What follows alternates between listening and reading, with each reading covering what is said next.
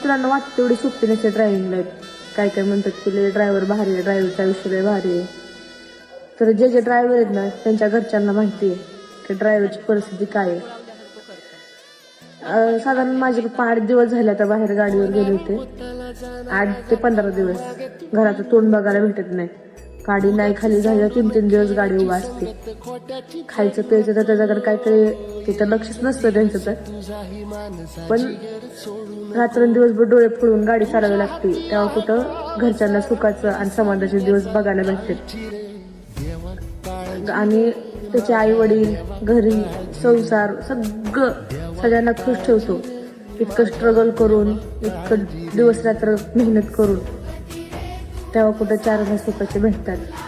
आणि तरी पण ह्या ड्रायव्हरचंच नाव की ड्रायव्हिंग असा ड्रायव्हर कसा आहे की त्याच्या घरच्यांनाच माहीत असतं. बाकी अशा आयऱ्या लोकांना समजत नाही त्याची किंमत. प्लस त्याला गाडीचा हप्ता असतो. आणि फॉर एक्झाम्पल आता आमच्या घरचा गाडीचा काहीतरी 56,000 हप्ता आहे. तो 56,000 गोळा करण्यासाठी एक महिना किंवा 15 दिवस पप्पांना बाहेर राहावं लागतं. माझे पप्पा असो किंवा अनेक माझे ड्रायव्हर मित्र, ड्रायव्हर भाऊ ज्यांच्या स्वतःच्या गाड्या आहेत किंवा ड्रायव्हर आहेत, किती मेहनत करावी लागते. रात्र दिवसभर डोळे फोडून काम करावं लागतं. तेव्हा कुठं एवढं सगळं जजमेंट सापडतं ड्रायव्हरचं. म्हणून हे ड्रायव्हरचे व्हिडिओ काढून किंवा काय होऊन किंवा ड्रायव्हर लय भारी, ड्रायव्हर असा, ड्रायव्हर तसा, अजिबात तसं काही नाहीये. त्याच्या रिअल कंडिशनवरती व्हिडिओ काढा, टाका, एवढंच सांगते. #ड्रायव्हरची कन्या.